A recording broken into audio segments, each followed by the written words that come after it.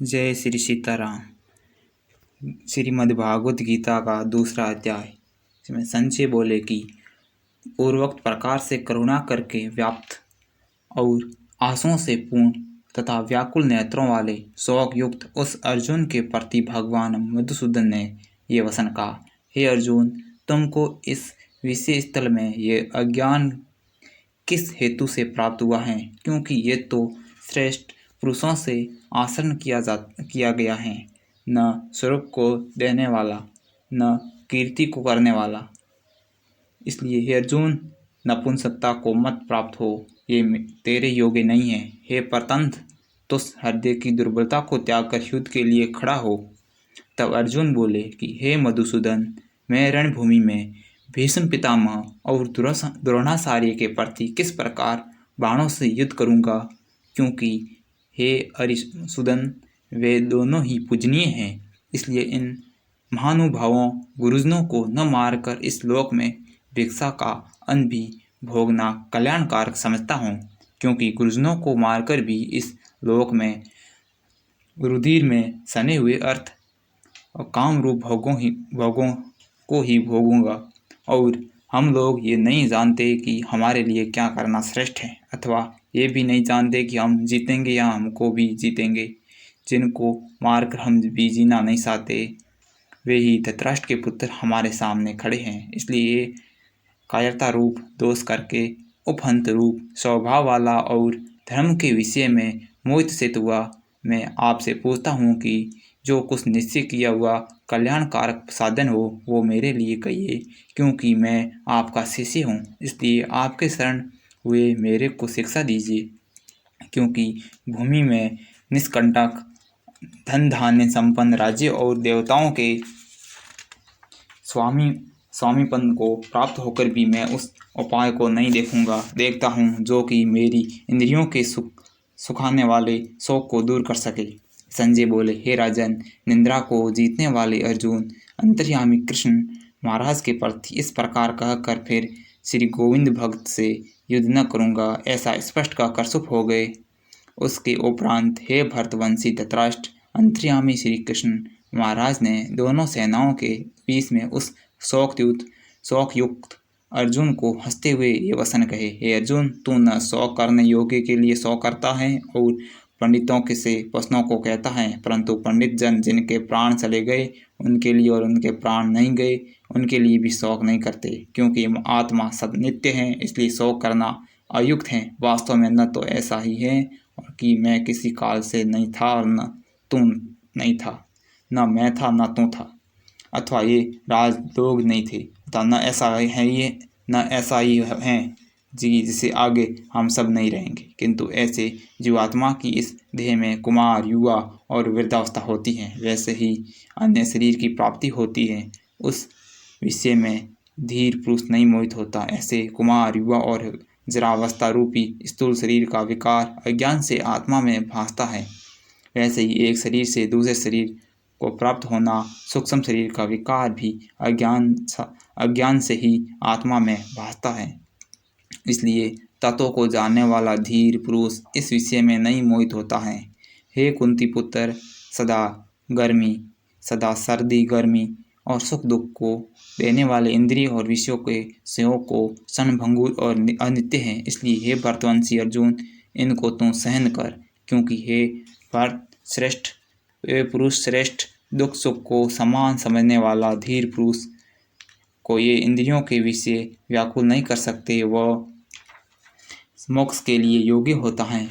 और हे अर्जुन, असत वस्तु का तो अस्तित्व ही नहीं, सत का अभाव है। इस प्रकार दोनों को ही अज्ञानी तत्व पुरुषों द्वारा देखा गया है। इस न्याय के अनुसार नाश रहित हो और उन जिनको जान की जिससे ये संपूर्ण जगत व्याप्त है, क्योंकि इस अविनाशी का विनाश करने को कोई भी अर्थ नहीं। और इस नाश रहित अपरिमेय नित्य स्वरूप जीवात्मा के ये सब शरीर नाशवान कहे गए हैं। इसलिए हे भरतवंशी अर्जुन, तुम युद्ध कर। जो इस आत्मा को मारने वाला समझता है तथा जो इसको पर जरा मानता है, वो दोनों ही न जानते हैं, क्योंकि ये आत्मा न तो मरता है और न मारा जाता है। ये आत्मा किसी काल में भी न जन्मता है न मरता है, अथवा न ये आत्मा हो करके फिर भी होने वाला है, क्योंकि ये अजन्मा, नित्य, शाश्वत और पुरातन है।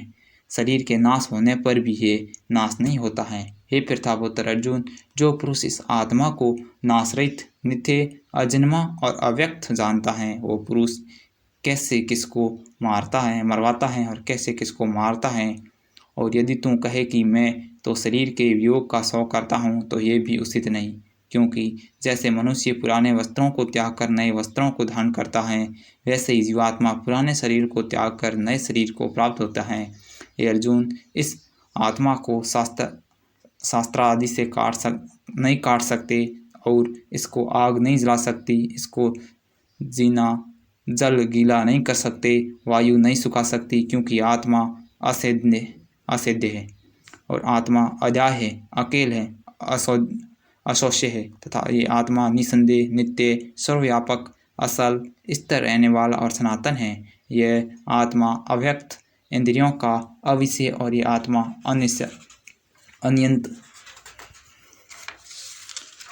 अर्थात मन और अविषय, और ये आत्मा विकार रहित अर्थात न बदलने वाला कहा गया है।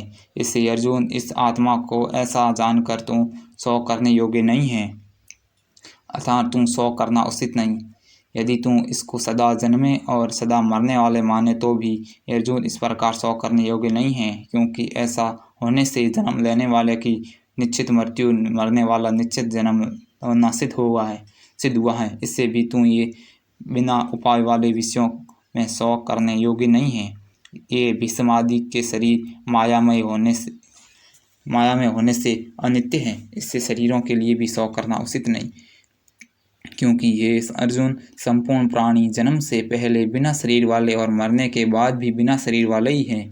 केवल 20 में ही शरीर प्रतीत होते हैं, फिर इस विषय में क्या चिंता। हे अर्जुन, ये आत्म तत्व बड़ा गहन है, इसलिए कोई महापुरुष भी इस आत्मा को आश्रय ही क्यों देखता है, और वैसे ही दूसरा कोई महापुरुष ही आश्रय जो ही उनके तत्वों को कहता है, दूसरा कोई भी इस आत्मा को आश्रय ही जो सुनता है, और कोई सुनकर भी इस आत्मा को नहीं जानता।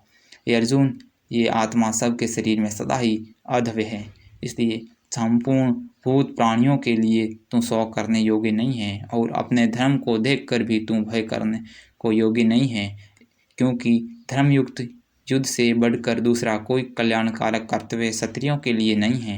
ये पार्थ, अपने आप प्राप्त हुए और खुले हुए स्वर्ग के द्वार इस प्रकार युद्ध को भाग्यवान क्षत्रिय लोग ही पाते हैं, और यदि तू इस धर्मयुक्त संग्राम को नहीं करेगा तो स्वधर्म को और कीर्ति को खोकर पाप को प्राप्त होगा, और सब लोग तेरी बहुत काल तक रहने वाली अपकीर्ति को भी कथन करेंगे, और ये अपकीर्ति माननीय पुरुषों के लिए मरने से भी अधिक बुरी होती है, और जिनके तुम बहुत माननीय होकर भी वो तुष्टता को प्राप्त होगा।